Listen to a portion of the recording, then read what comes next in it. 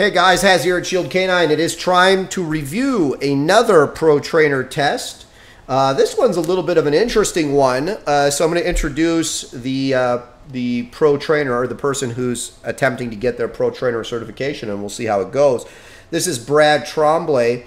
Now, Brad is interesting because the dog that he selected to take through the certification course is actually a dog he went into Detroit and pulled from the shelter. He pulled a pit mix from the shelter there, and he wanted to take that dog through the Pro Trainer certification process. So I know he did our rescue dog course, and then he jumped forward and got into the Elite Off-Leash Obedience course, which is the subject matter that this that is being tested here. So let's just move forward. I'm here with Levi, and this is our certification video. Ready? Let's go.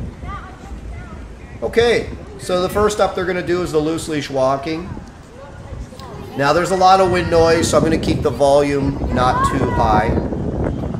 Definitely a very crowded environment. Looks like they've got a car show going on. A lot of Corvettes. I know they're in, I believe they're in Windsor, so it's actually very appropriate to the area. You know, we got Detroit on the one side, auto makers, the GM capital of the world, basically. That's 30. So right now what you see them demonstrating here is the loose leash walking.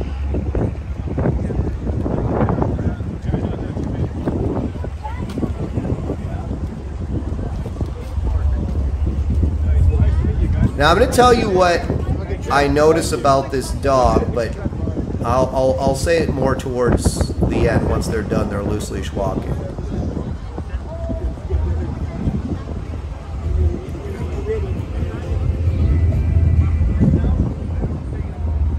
So it looks like we're jumping right into a sit stay.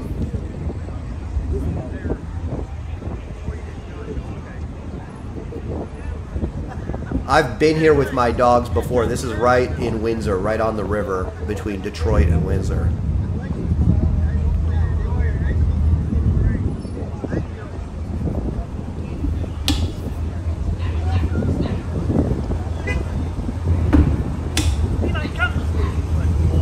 So we got a recall.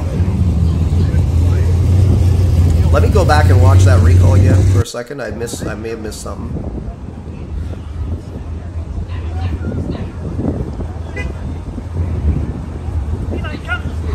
So there is a recall. I was seeing if he actually utilized his e-collar to bump the dog on the recall preemptively.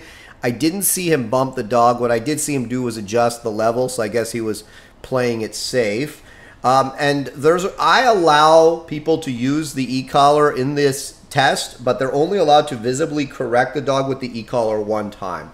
The reason why I allow it is because the Pro Trainer test is there to determine if you are able to reliably, functionally obedience train a dog for the public people that are going to be coming to you for dog training. And those dogs that you're going to be training for them can certainly wear e-collars when they're out and about in the world, and they also should wear e-collars regardless of, you know, how reliable and trustworthy they are, because e-collars are a fantastic one when they're used properly and trained properly. They're a fantastic insurance mechanism to ensure that, you know, the dog isn't going to get himself into trouble you can't get him out of. So I allow people taking the Pro Trainer course to have an e-collar on the dog and to use it one time. They're also allowed to reward the dog one time. So I just want to be really clear about that, why I allow it and my rationale for allowing it, because this is reflective of what they're going to be doing in real life with people's pet dogs.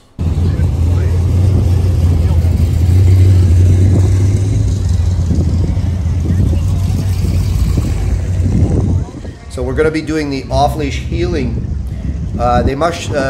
People that are taking this certification must show 4 minutes of off-leash heeling under high distraction. So you can see that, you know, a little bit of handler help there. Nice focus though from the dog, checking in to see what his dad is doing.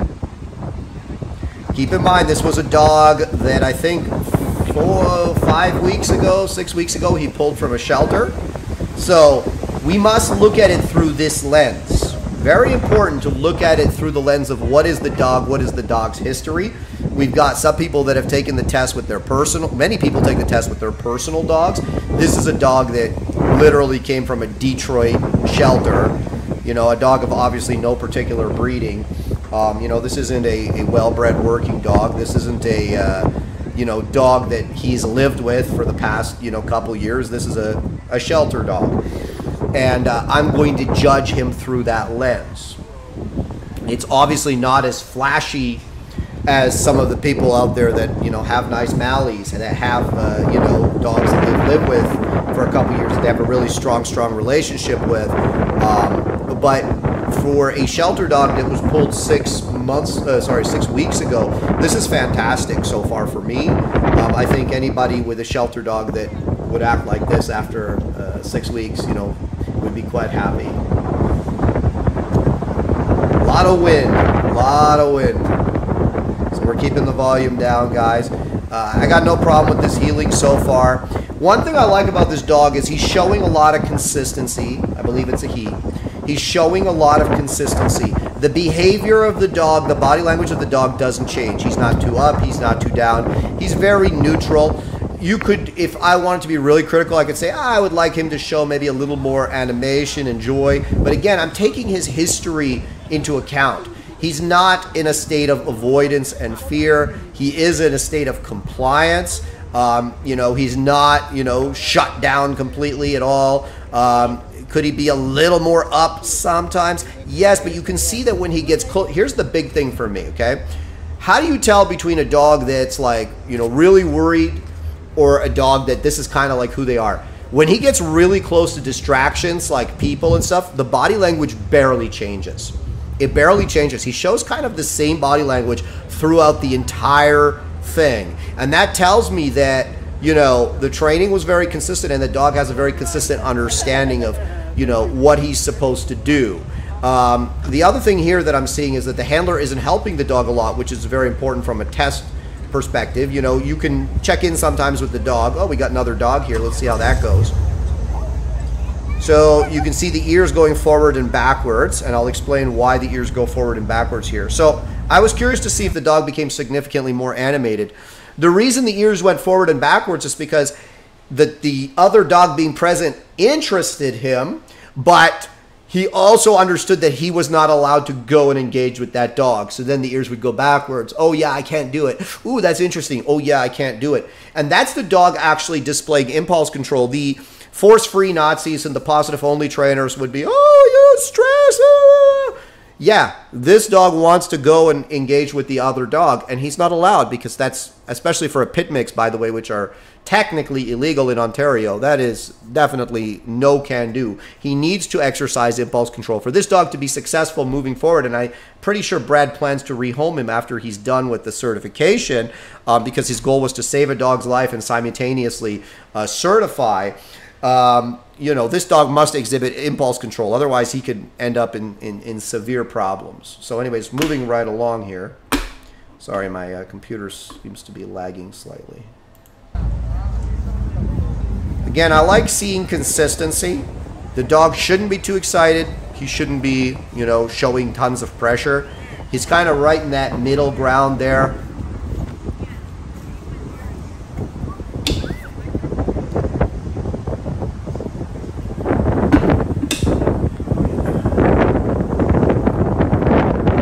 Here's the other thing too, when you take a dog who's a little bit nervous, a dog that's a little bit more on the sensitive side, and then you say, okay, you know, you need to deal with the world, you need to deal with stimulation, you need to be able to kind of go anywhere and do anything and stay in obedience for long periods of time like this. Having that dog look like amped up through the whole thing, not that that's a reasonable or realistic thing to ask from the dog, it's not realistic. What we want here is we want a reliable, functionally reliable dog. And so far, I'm quite happy with Brad. I think he's the only one so far that's taken like a rescue dog and done this in the course.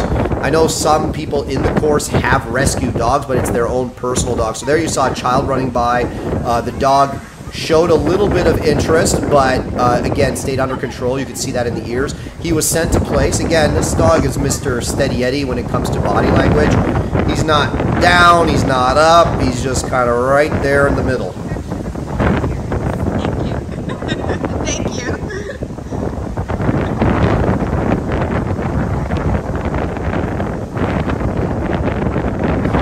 be interested to see when Brad turns this dog loose, what his behavior is like. He's like, what are you doing with that camera, lady? Or gentleman, whoever's there. I like all the people running by and doing all this stuff. I mean, it's definitely creating a challenging situation. You know, and having trained quite a few pit mixes, I know that a lot of them can be really easily aroused. So I like to see that this dog is staying under control. We're doing our long place here. I believe it's a 60-second place command under high distraction. So we are seeing that the dog is able to kind of settle into that behavior. He's more of on the serious side. You can see he's just like, you know, he's watching. Oh, see that child, he threw something on the ground. Now you're kicking something. That is exciting for the dog. You can see now his body language is becoming significantly more interested there for a second. I think Brad was kind of losing track. Look at this kid.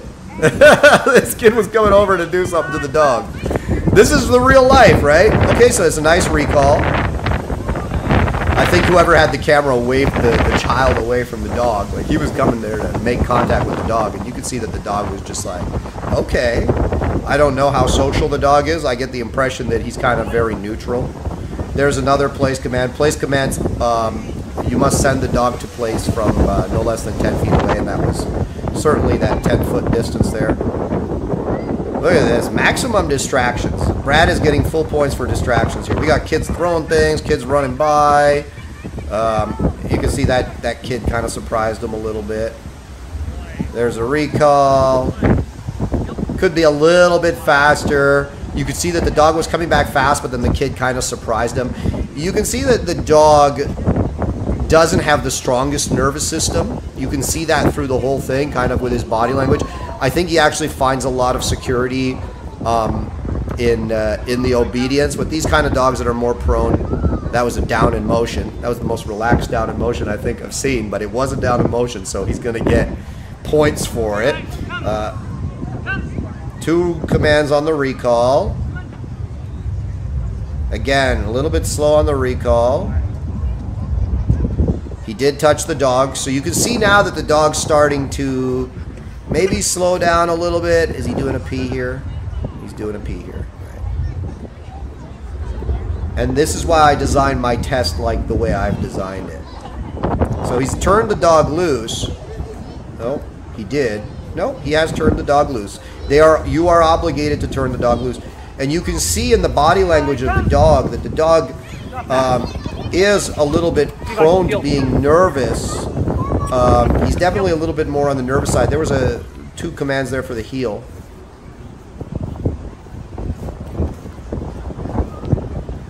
So you can see that the dog's becoming a little more sloppy as the test goes on, which is not uncommon. Because again, remember, he's not allowed to reinforce. I think he's checking his times here. He's definitely made the time on the healing. So you're, again, limited to one form of reward, one form of e-collar. I think he used his e-collar. I could be wrong, but I think he has used it one time. For me, with this dog, I would give a reward. I'd find a way to really dynamically reward the dog right now. And, you know, it isn't going to impact your test at all. I think for this dog, that would be very beneficial for how much he's asked now and that the dog has done it. You can see that dog's really keyed in here in the healing. Very reliable healing. I like it. And again, showing fantastic behavior under heavy distraction.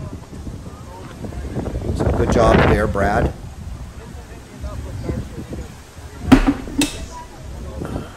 Look at all the vets. All the core vets. Hey everyone.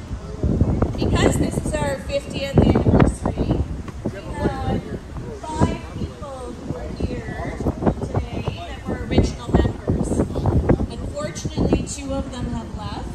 I think that Brad has met the necessary time for healing, so I'm not quite sure why he's continuing, but I guess he just wants to show a little extra, and there's absolutely nothing wrong with that. Richard. Please keep in mind that these videos must remain unedited. Any editing on the part of the person taking the test will result in an immediate fail. He's also not allowed to check in with the dog too often. You know, if he's always having to remind the dog what to do, that will result in a fail as well. So I like to see that the dog does kind of understand what he's supposed to do. And again, for this dog and where this dog came from and, you know, how much time he's had with the dog and the type of dog we're dealing with, I think it's actually quite a good job. And it's so important when we're evaluating these tests that we keep in mind, A, what type of dog it is, B, what the history of the dog is. And that will, because I know as a professional trainer, you know, let's see, he's turning the dog loose again. And it is mandatory in the test that they turn the dog loose. We are not to keep dogs exclusively in obedience. I want to see that dogs that they can go loose, but that they show, you know, behavior that they're willing to return to the handler, as you saw there, he is willing to return, that when they go loose, that they don't just, you know, immediately leave, you know, and run away. We want to see that the dogs can go loose, but stay still under control even at a distance.